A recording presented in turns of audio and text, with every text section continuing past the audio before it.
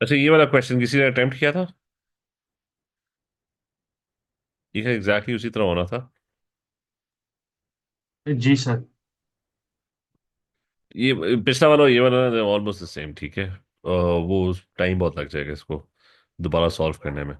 अच्छा, now we gonna do the reverse question which is कि अच्छा, इस क्वेश्चन में what's going to happen is कि जो केसी होगा ना, that's going to be given. ठीक है, एंड यू हैव टू, ये वो ऑपोजिट था केसी का ना, कि this was one type of question, calculate the value of केसी।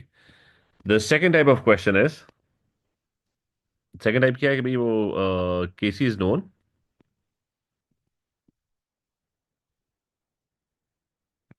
तो करना क्या, you have to find find उल्टा है, फाइंड इक्विलिब्रियम कॉन्सेंट्रेशन, राइट?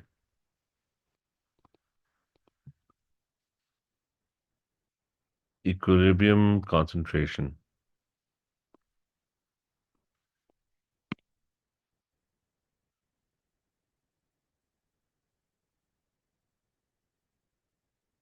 अच्छा, अब इसमें व्हाट हैपेंस इज रिस्पॉन्स।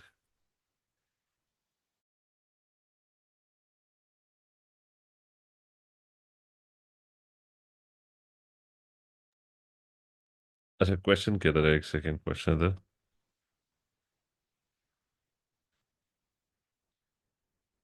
अच्छा, सो दिस वन, इसको मैं वैसे लिख देता हूँ कि it's an alcohol reacting with carboxylic acid, and it's in equilibrium with an ester and water molecules, ठीक है। तो ये हो गया आपका प्रोडक्ट जो है, that's an ester plus H2O। अच्छा, now what's going to happen is कि initial moles क्या है इसमें, initial moles are given, क्या moles given है, 1 mole each of ethanol and ethanoic acid। तो इसके भी ना 1 mole है of ethanol and 1 mole of ethanoic acid, and there is no ester initially, 0 moles। और वाटर के मोल्स कितने हैं, वो भी 0 moles। Now you have no idea कि भी what's the position at equilibrium, क्योंकि there is no information given. KC की वैल्यू गिवन है, दैट्स गिवन एज 4। तो इसके बाद आप क्या करते हो कि यू हैव नो आइडिया कि भी how much of alcohol and carboxylic acid have reacted. तो आप अज्यूम कर लोगे कि भाई x reacted, right? So it's 1:1, तो इसके भी कितने रिएक्ट कर जाएंगे, x would have reacted, right? ये क्लियर है, क्योंकि कुछ भी गिवन नहीं है जी। ना। Yes sir. Yes sir. अच्छा, फिर आगे जाके कितने प्रोड्यूस होंगे, क्योंकि 1:1 है, so X would get produce, right? Plus X हो जाएगा, और इसके भी X produced. So your final equilibrium moles would be 1 थे, और अब X reacted, so 1 - x। This would be 1 थे माइनस एक्स, क्योंकि एक्स रिएक्टेड, और इधर 0 थे, now you got X produced, so X हो गया, and this would also be X. तो आपके इक्विलिब्रियम मोल्स जो है ना, वो एक्स की फॉर्म में आ गए, ठीक है। तो केसी का एक्सप्रेशन जो होगा, that's going to be product concentration divide by reactant concentration, so it's going to be X squared, X times X. और नीचे क्या होगा, नीचे होगा 1 - x times 1 - x, so that's going to be 1 - x squared, and you already know what the value of Kc is which is given as, वो उसने ऊपर 4 दिया हुआ है। और बस इसको सॉल्व करना, you will be able to find the value of X. तो the first thing is you would have to take the under root on both sides. तो ये क्या हो जाएगा, that's going to be X over 1 - x, ठीक है। And that's equal to 4 का under root क्या होता है, वो 2 होता है, पर इट्स एक्चुअली +-2, राइट? तो दो इनइक्वालिटीज बन जाएंगी। First, you have to solve for X, for +2। तो अगर मैं +2 के लिए सॉल्व करूंगा, it's going be X 2 - 2x, and 2x को उधर ले जाओ, so it's going be 3x, that's equal to 2, and x would be equal to 2/3।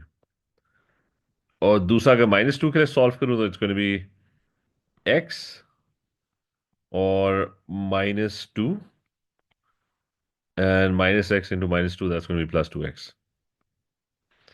अच्छा, if I try to solve for this, it's going to be -x is equal to -2 हो जाएगा, and my x would therefore be equal to +2. अच्छा, so since वो square हो गया ना, तो you always get two solutions for this. But one of the solution is not going to work, ठीक है? Which one is not going to work? कि जो आपकी वैल्यू होनी चाहिए ना equilibrium moles can never be negative. तो आपने करना ये कि moles can never be negative. तो आप ना choose the value of x that gives positive moles. X खुद नेगेटिव हो सकता है।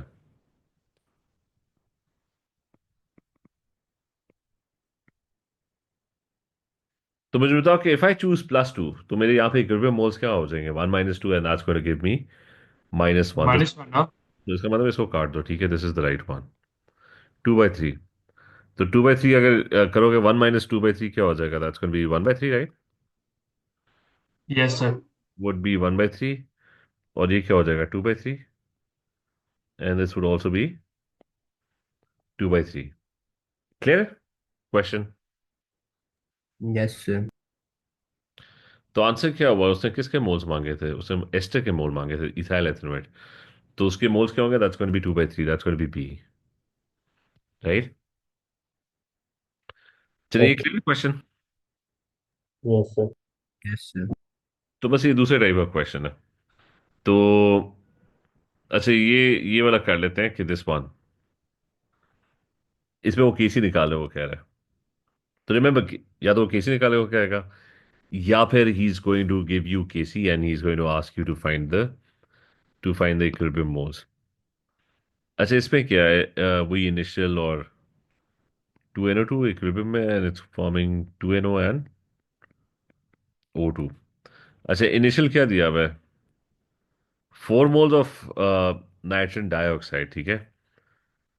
तो 4 moles were put into a container, यानी ये कोई नहीं डाले बीच में, ये भी जीरो और ये भी। अच्छा, इक्विलिब्रियम पे क्या दिया हुआ है कि the equilibrium mixture contains 0.8 moles of oxygen. तो इक्विलिब्रियम पे ना 0.8 मोल्स ऑफ ऑक्सीजन है। तो क्या होगा इसका कि कौन बताएगा? बाकी ये कैलकुलेट करो ना, बाकी में मोल्स क्या होंगे? 1.6 ऑफ एन NO। ठीक है, क्योंकि 0.8 प्रोड्यूस हुए ना, तो 1:2 के मुताबिक इसके 1.6 प्रोड्यूस होंगे, right? So that's going B 1 point, और उसके क्या होंगे? उसके भी 1.6 ही। ये उसके 1.6 रिएक्ट हुए होंगे, ओके। हाँ हाँ। ओके ना। ठीक है? क्योंकि 0.8 प्रोड्यूस हुए तो इधर डबल रिएक्ट हुए होंगे। सो कितने हो जाएंगे? 4 थे, 1.6 reacted, so you're left with 2.4 moles। ठीक है, is this clear? Yes sir. Yes sir.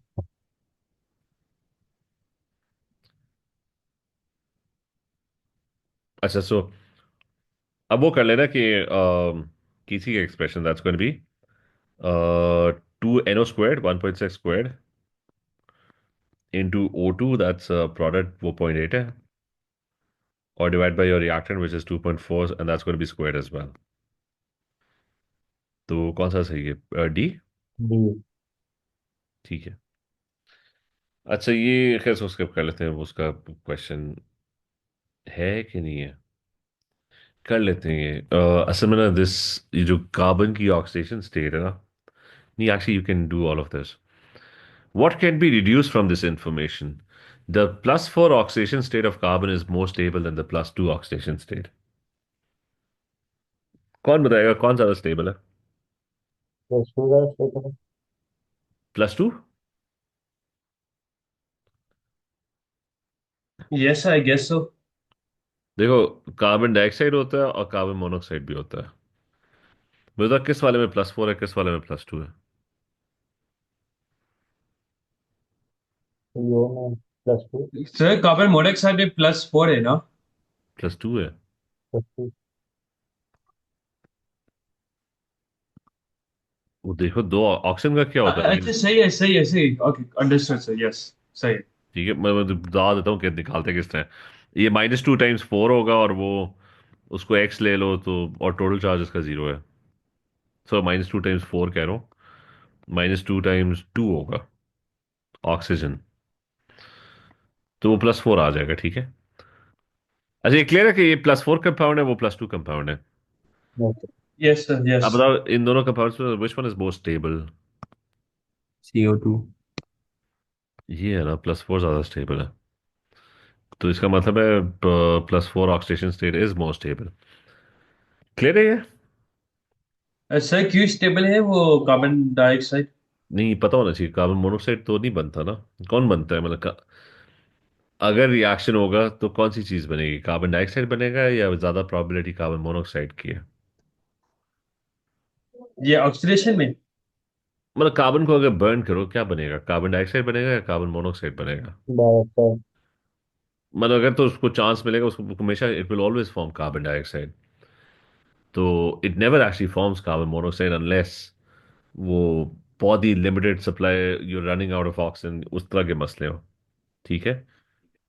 सही है सर, ओके। तो वैसे ही पता होना चाहिए, carbon dioxide is, carbon monoxide तो खुद इस पे कन्वर्ट हो जाता है बाद में। ठीक है। ठीक है सर, अंडरस्टूड। अच्छा, एक तो ये हो गया। अगला, enthalpy change of formation of carbon dioxide is more negative than that of carbon monoxide. Formation क्या होती थी? Formation is when one substance is formed from its elements, right? तो enthalpy change of carbon dioxide, तो 1 mole of carbon dioxide is formed from its elements. और enthalpy change of formation of carbon monoxide, 1 mole of carbon monoxide is formed from its elements. ठीक है। तो वो कह रहे हैं enthalpy change of formation of carbon dioxide is more negative, more exothermic. तो इन दोनों को वैसे देख के बताओ, based on your general knowledge, किस में ज्यादा हीट प्रोड्यूस होगी? पहले वाले में, दूसरे वाले में?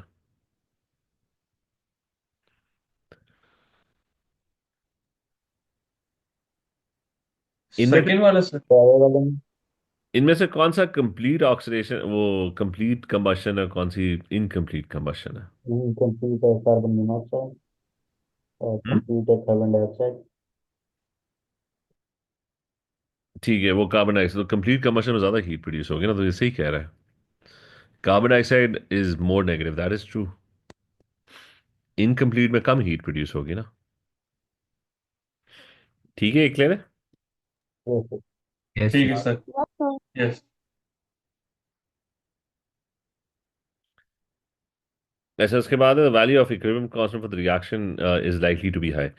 अब मुझे बताओ कि ये जो रिएक्शन है, दिस वन, ये प्रोडक्ट्स को फेवर कर रहा है या ये रिएक्टेंट्स को फेवर कर रहा है? कौन सी चीज बनेगी? कार्बन डाइऑक्साइड बनेगा, कार्बन मोनोऑक्साइड बनेगा? कार्बन डाइऑक्साइड सर ना, क्योंकि लेस डाइऑक्साइड। मोल्स होते हैं। नहीं नहीं, लेस मोल्स नहीं, मतलब ये उसने बताया ही नहीं है कि वो प्रेशर क्या है या क्या है। वो तो हम वैसे पूछ रहे हैं ना, कि अगर let's say there is an equilibrium, तो कार्बन डाइऑक्साइड बनता है या कार्बन मोनोऑक्साइड बनता राइट है इक्विलिब्रियम। है? तो कार्बन को जब भी बर्न करते हो ऑक्सीजन के साथ, तो it normally always forms carbon dioxide, ठीक है। तो this equilibrium is likely to be favouring the product side. ये बात क्लियर है? यस। तो यस। तो बताओ, केसी की वैल्यू क्या होगी? हाई होगी, लो होगी? केसी क्या होता है? Product concentration divide bye. High होएगी सर।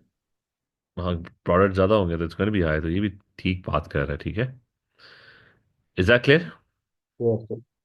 यस। ठीक है। खैर, ये खैर क्वेश्चन तो ये अभी भी आ सकता है, लेकिन ये उस जमाने का क्वेश्चन है। हाँ, W7 2007, जब ग्रुप फोर बड़ी डिटेल में पढ़ते थे। अब ग्रुप फोर है ही नहीं आपके सिलेबस में। तो लेकिन ये खैर मेरे ख्याल से अभी भी आ सकता है। आपको पता होना चाहिए, जनरल नॉलेज है कि carbon dioxide is more stable. अच्छा, व्हाट कौन अफेक्ट करता है value of KC? What affects the value of KC? Temperature sir. तो वो बस टेम्परेचर है, ठीक है। That's the only thing that will affect the value of KC. अच्छा, ये फिर से कहा गया कि केपी क्यों आ गया? मैंने केपी की वर्कशीट तो नहीं खोलती। तो केपी को भी स्किप करते हैं। ये तो खैर उसी तरह का क्वेश्चन आ गया, एक्सेप्ट के हाँ, इसमें केसी की वैल्यू फोर है। We did a similar questions. चलो आगे चलते हैं। हाँ, ये बताओ, इसका x reacting and in equilibrium with two Y,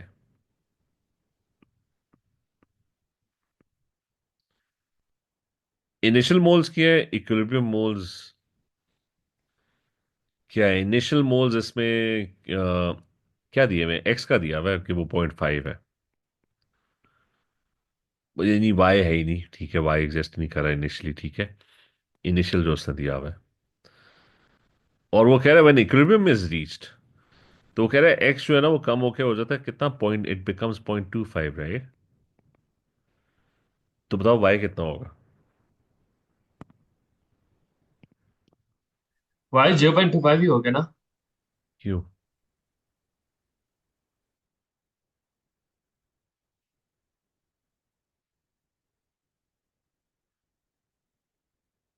x के कितने रिएक्ट कर गए? 0.25। तो 0.25 रिएक्ट। अब बताओ वाई कितना होगा? मतलब माइनस लिख देते हैं, 0.25 कम हो गया। अब बताओ वाई कितना होगा?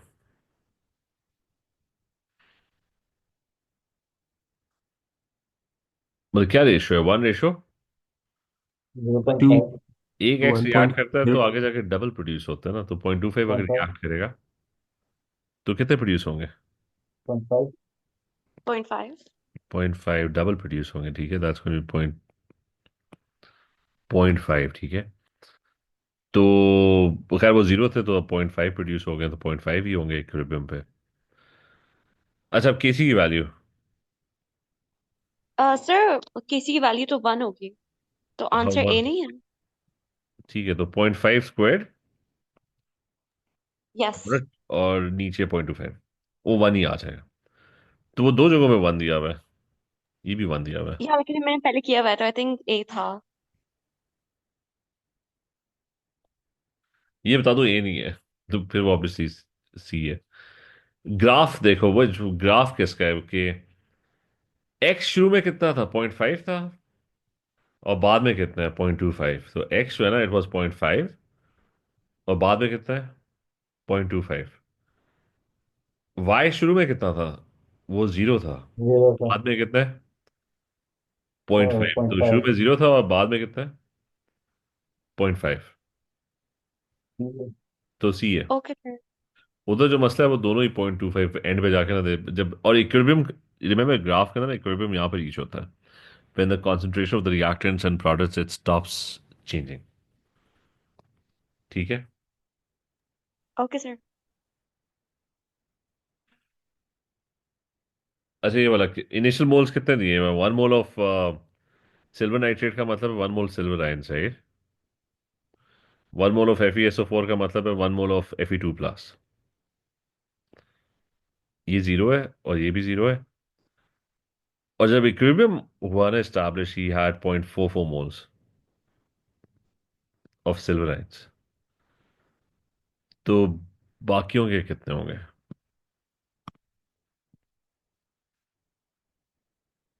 Fe की भी 0.44 आएंगी। ठीक है, क्योंकि रिएक्ट कितने कर गए? अम, 0.56। ठीक है, वो रिएक्ट करेंगे तो इसकी भी 0.5, क्यों 1:1 है तो इसकी भी 0.56 रिएक्ट करेंगे। और 1:1 है तो वो आगे 0.56 प्रोड्यूस होंगे, वो मैं प्लस लिख रहा हूँ। और 0.56 लिखना था, एक सेकेंड। अच्छा, तो 0.56 प्रोड्यूस होंगे और इसके भी 0.56 प्रोड्यूस होंगे। तो आपके जो मोल्स होंगे, दिस इज गोइंग बी 0.44, वो 0.56 हो जाएंगे, और this is also going be 0.56। ठीक है, is this clear? Yes yes yes. Sir, KC आ रहा है सी। केसी जो है ना, केसी एक्सप्रेशन केस में,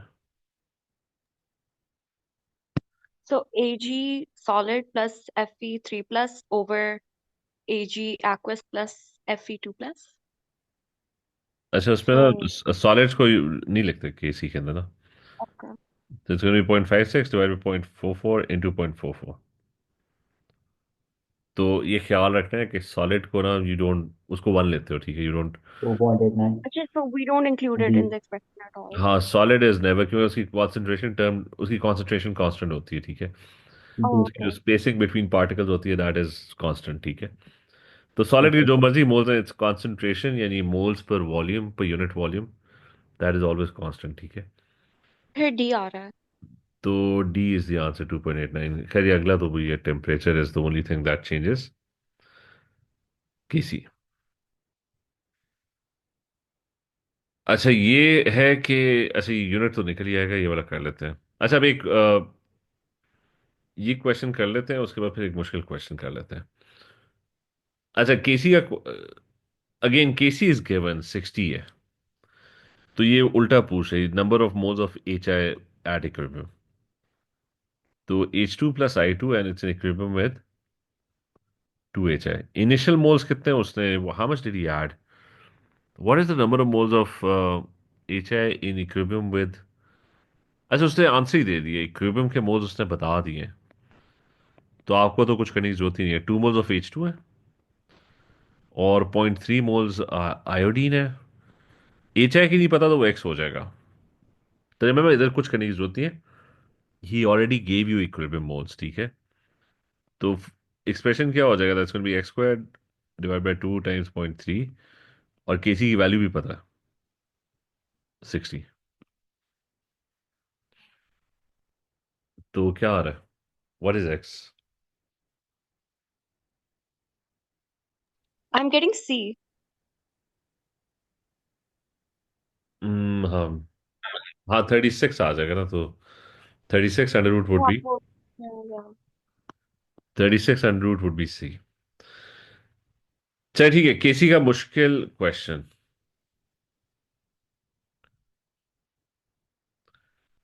अच्छा sometimes what they gonna do is कि केसी को ना वो मिक्स कर देंगे। हाँ ये इसी वर्कशीट के ना पेज 18 पे है।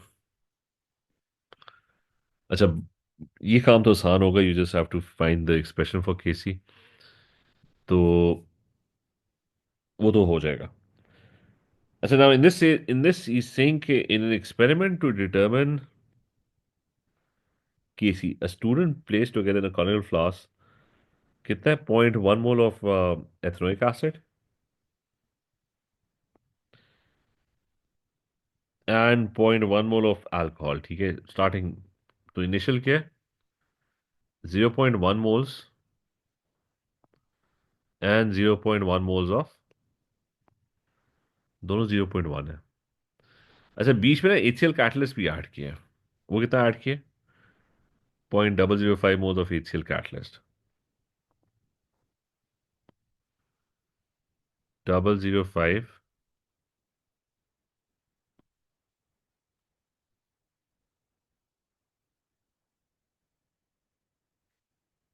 ठीक है, फिर वो कह रहे द फ्लास्क वाज सील्ड, तो ये पूरा फ्लास्क जो है ना, इसको बंद कर दिया, sealed and kept at 25 centigrade for 7 days।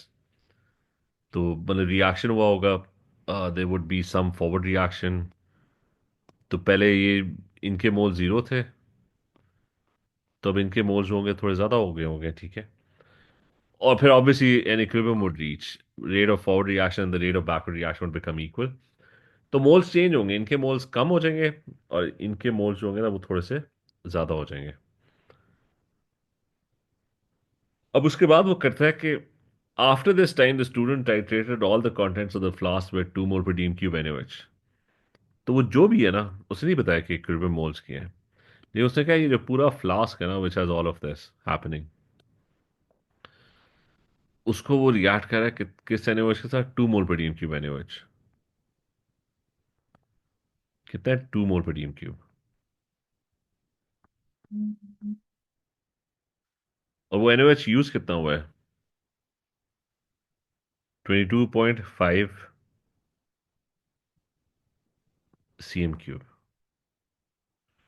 तो मतलब मैं बाकी पार्ट्स, मतलब बाकी पार्ट्स वही हैं कि वो केसी, मुझे तो just using all this information, can you tell me what is the value of KC, या इक्विलिब्रियम मोल्स बता सकते हो? उसने कुछ भी नहीं बताया इक्विलिब्रियम का, उसने बस बताया कि उसको टाइट्रेशन की है और this is the amount of NaOH that was used.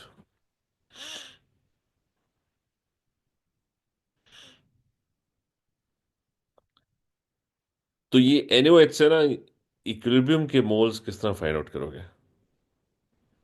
Sir, multiply the volume in decimeter cubic with the concentration, huh?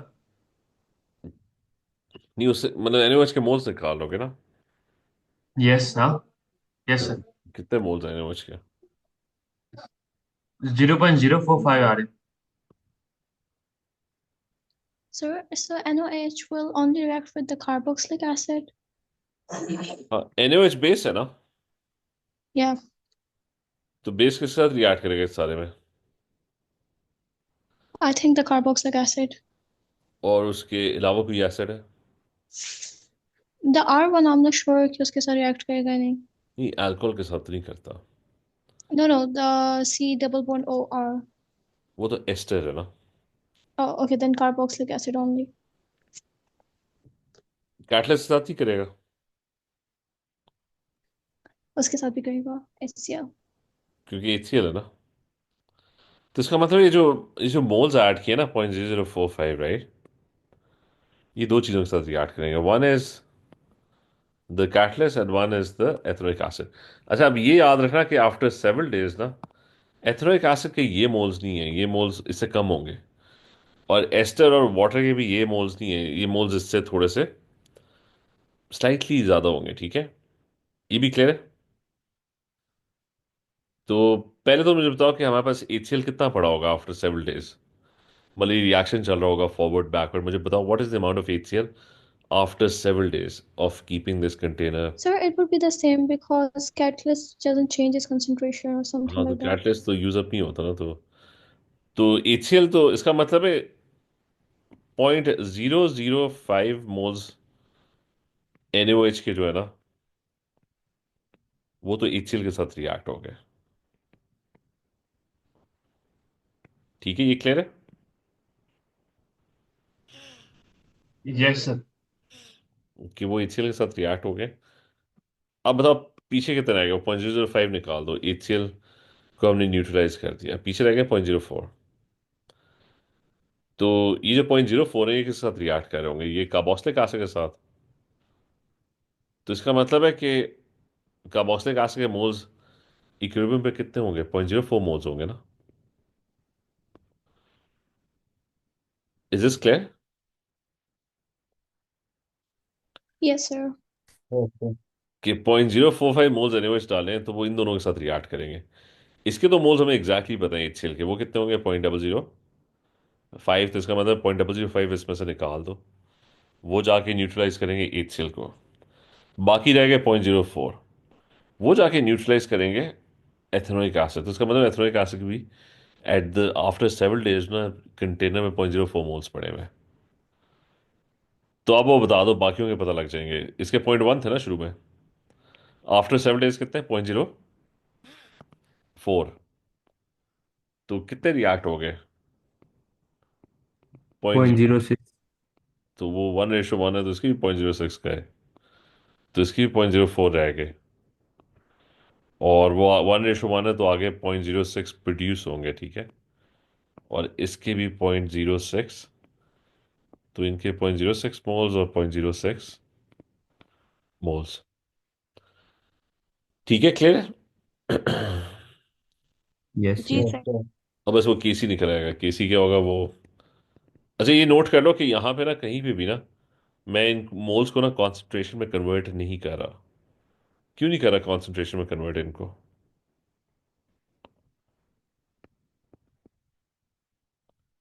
मैंने कहा था केसी के लिए ना आप हमेशा you always use concentration, except एक दफा वो आप मोल्स यूज कर सकते हो। सर उनका यूनिट कैंसिल हो जाएगा इसलिए, like their हाँ, forward and backward reaction are same. वो मैंने कहा था कि वो आप डायरेक्टली मोल सिर्फ एक सिचुएशन में यूज कर सकते हो, अगर वो केसी हैज नो यूनिट्स, यानी नंबर ऑफ मोल्स प्रोडक्ट में और रिएक्टेंट में if they are exactly the same, तो उसको वॉल्यूम से डिवाइड करके कंसंट्रेशन फाइंड आउट करने का कोई फायदा नहीं, क्योंकि वो वैसे ही कैंसिल आउट हो जाएगा ऊपर नीचे। So you can directly use moles. ये क्वेश्चन क्लियर है ये वाला? Yes, Yes, sir. sir. Yes, sir. So sir, they said write an expression for the equilibrium constant, right? So we have to write the like the expression नहीं नहीं, or put the वो तो values in मैंने तो it. खाली expression units कहा था। वो केसी Okay. तो उसने आगे ये पूरा क्वेश्चन चल रहा है ना, केसी वो टेबल भी बनाया हुआ है, और फिर एंड में जाके ना वो यहाँ पे कह रहा है केसी निकालने को ना। ठीक है, वो हमने उसके ऊपर ही कर लिया ना सब कुछ। ठीक है, क्लियर है? Yes, yes sir. तो ऐसा इवन प्रैक्टिकल्स में आ जाता है कभी कभार ना, कि वो कहेंगे कि एक इक्विलिब्रियम है और वो अपनी तरफ से उन्होंने इक्विलिब्रियम बनाया होगा, वो आपसे ना टाइट्रेशन करवाएंगे, टाइट्रेशन का पूरा प्रोसेस होगा, you will figure out the volume of NaOH, जिस तरह ये 22.5 है, ठीक है। फिर वो उसके मोल्स निकाले, मतलब इस तरह के एग्जैक्ट क्वेश्चन प्रैक्टिकल्स में आया हुआ भी है, और फिर वो आपको केसी निकाले वो कहेंगे। ठीक है, तो although it was a titration question, लेकिन एंड में जाके वो ट्विस्ट करके वो केसी का क्वेश्चन बन गया। ठीक है, इज दिस पार्ट क्लियर? ये क्लियर है ना? चले आगे। Yes, sir, ये क्वेश्चन आसान है ना, मुझे लगता है। हाँ, मुझे लगता है ये क्वेश्चन आसान था, finding the walls and doing the ratios, finding AC। नहीं वो है कि जब पेपर में आएगा और कोई आपको बताएगा नहीं कि क्या हो रहा है ना। अच्छा, सही सही वो सही। तो वो गलत तो वहीं पे हो गया था, जब आप लोगों ने कहा कि वो एथेनोइक एसिड से रिएक्ट करेगा ना, वो तो मैंने बताया कि HCl के साथ भी करेगा। अच्छा, सही सही, ठीक। हाँ। तो वो इतना आसान नहीं है, वो इसमें बहुत सी चीजें मिस हो जाएंगी इस क्वेश्चन में। तो अच्छा है, बाकी केसी तो उसी तरह चली जा रहा है। केपी का मैं थोड़ा सा इंट्रोडक्शन दे दूं कि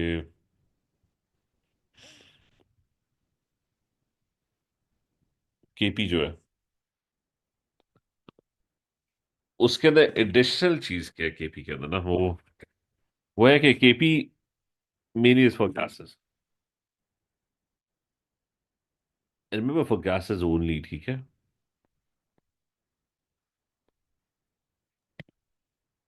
तो डिफरेंस ये है कि गैसेस के लिए normally what happens is the concentration and pressure directly proportional.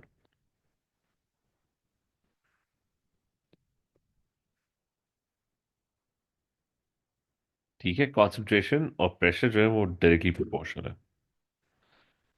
तो इसमें व्हाट हैपेंस इज कि आप प्रेशर यूज करते हो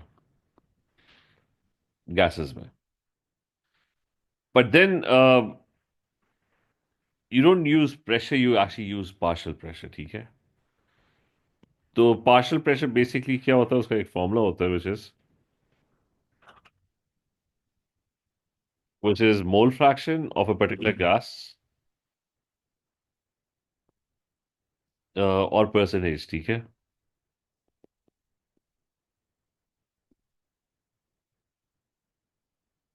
टाइम्स टोटल प्रेशर।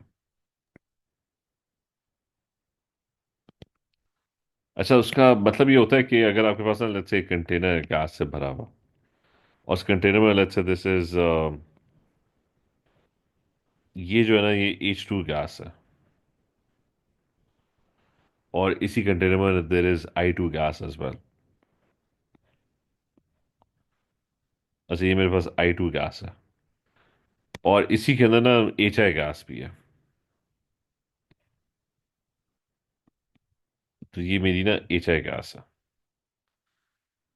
तो नॉर्मली व्हाट हैपेंस इज जब आप प्रेशर निकालते हो ना, तो प्रेशर आप उसका ना टोटल प्रेशर निकालते हो, प्रेशर गेज लगाते हो, तो वो सारी गैसेस का ना कंबाइंड प्रेशर होगा, and let's say that pressure comes out to be 2 atmospheres. तो 2 एटमॉस्फेयर प्रेशर जो है ना, वो प्रेशर ड्यू टू H2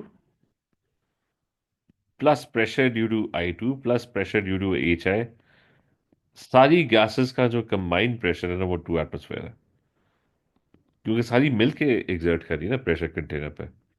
ये बात क्लियर है? Yes, सही sir. Sir, yes understood. Yes, yes. अच्छा, तो इंडिविजुअल गैसेस का जो प्रेशर होगा ना, वो उनकी मोल फ्रैक्शन के बराबर ही होगा कि भाई H2 कितना है, टोटल नंबर ऑफ पार्टिकल्स आपके पास कितने हैं, दैट्स 1 2 3 4 5 6 7 8 9 10 11 12 13 13 है। रेड वाला ना मैं कोई एक और बना देता हूँ, 14 कर लेते हैं।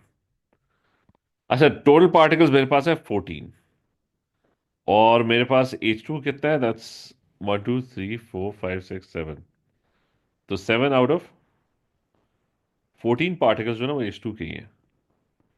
तो इसका मतलब है तकरीबन आधा प्रेशर जो होगा वो तो H2 की कोलिजन्स होंगी ना। Is this clear? Yes, yes. Yes Mm-hmm. और इसी तरह फिर वो प्रेशर ड्यू टू I2 क्या होगा, that's going to B, I2 कितने हैं, 4 है वो, तो I2 would be 4 out of 14 times 2 atmosphere, यानी क्या हो गया ये, जो भी हो गया ये। और तीसरा है कि pressure due to H I के कितने 0.57. पार्टिकल्स हैं, 3 है, 3 ही है ना, 3 out of 14, right?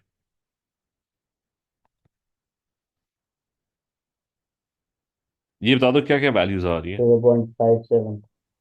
PI2. I2, PI2 0.57. H I, 0.57 for I2 and HI का 0.42. तो दिस इज 0.42 एटमॉस्फेयर, ठीक है।